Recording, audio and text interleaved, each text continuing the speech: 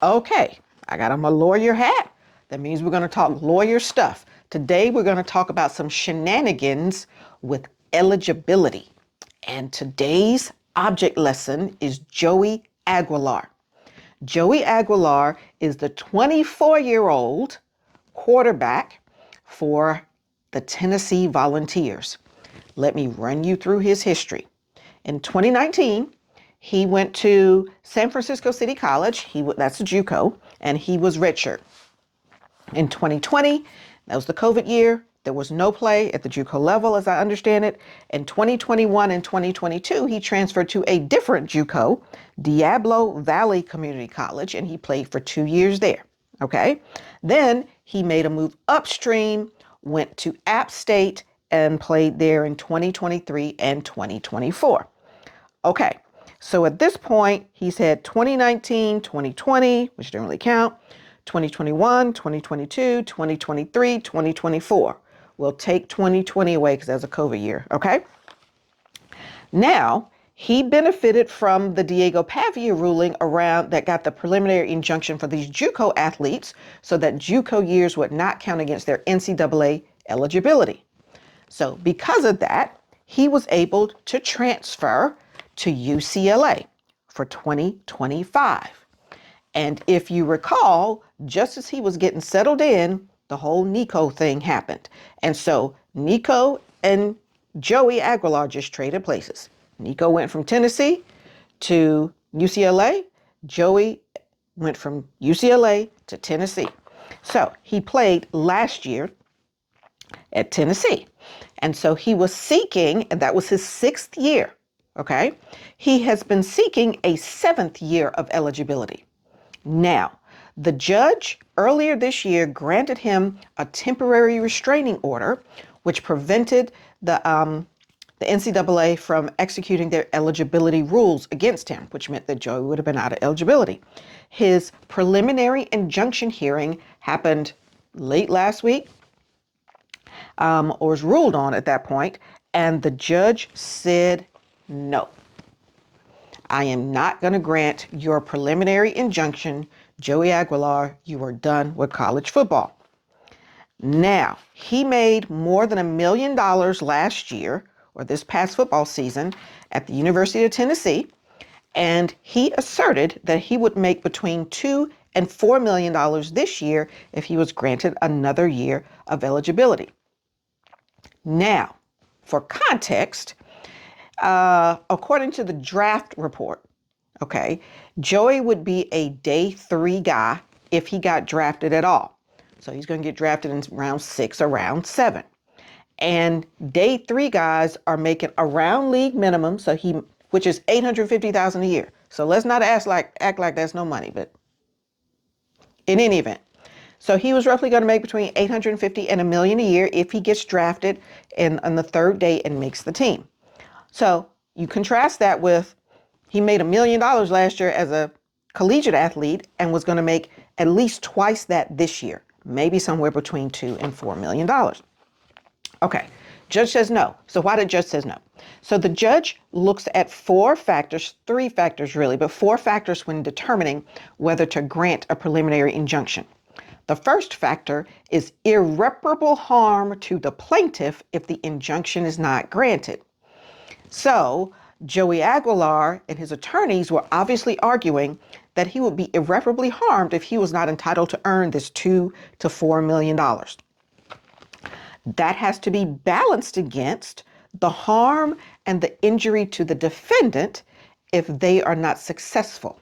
Okay, the defendant in this case is the NCAA, and all the eligibility rules around JuCo and other athletes are at play. Okay, and then the judge has to look at the probability of success of Joey Aguilar's case should it move forward. So the judge noted that the lawyers had said that Joey would earn between $2 and $3 million a year. Okay, but he also noted, because he's balancing interests, right? Okay, that granting the injunction should, quote, could cause sweeping implications and cause significant ambiguity and uncertainty regarding eligibility rules of the NCAA. So judge is weighing interests, and he's like, ooh, if I grant this to you, that's just going to open up, we give you a 7th year, that's going to open up a whole lot of stuff. Okay. Now, Joey's attorneys argued that this ruling would only apply to Joey. But the judge didn't buy that because keep in mind, Diego Pavia, it only applied to him, but the NCAA is like, there's no way to make that work for just him. So we got to give this to everybody. So that was also in kind of the atmosphere. So the judge didn't buy it and acknowledged that if he granted the preliminary injunction for Joey Aguilar, it would have much more far-reaching effects than the plaintiff's attorneys are suggesting. So he didn't buy it. Okay.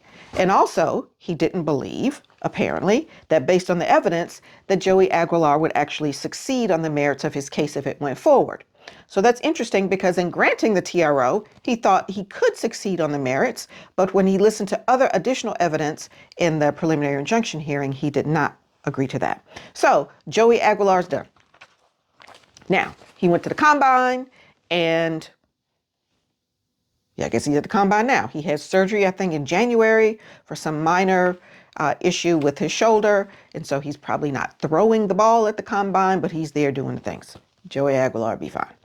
Now, let's contrast that to a new case we've gotten in the last couple days from Chandler Morris. Now, Chandler is the 25-year-old University of Virginia quarterback. He is currently suing for a 7th year of eligibility. Okay. And the NCAA has already denied his waiver request back in January, and Chandler Morris is bringing suit. So let's recount Chandler's history. 2020, COVID year, he was at Oklahoma. Everybody got an extra year.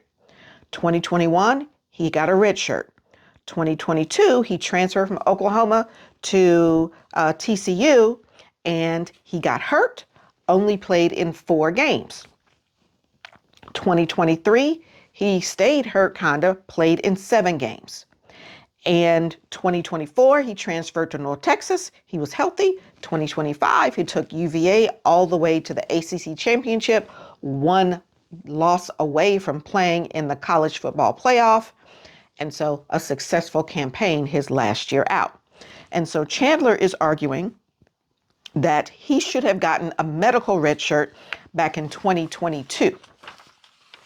Okay, so you got all this happening in eligibility. These 2 cases are different. So Chandler Morris is not a JuCo case. So you have the JuCo cases, that's Diego Pavia and Joey Aguilar, those guys who've come up through the ranks of JuCo.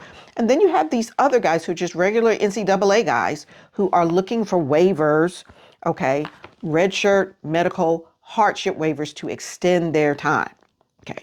And then the third kind of case line of eligibility cases is these pro guys like Bediako and Najee at Baylor, okay, and the dude who played for the Charlotte Hornets who thought he was going to try to come back. So you've got these on the basketball side, these professional athletes trying to come back. So all 3 of these cases are working there. These 3 types of eligibility cases are working their way through. Now, staying with eligibility, you got Trinity Chambliss. So he's only 23. He's a baby, okay? And he was granted successfully a temporary injunction to play a 6th year.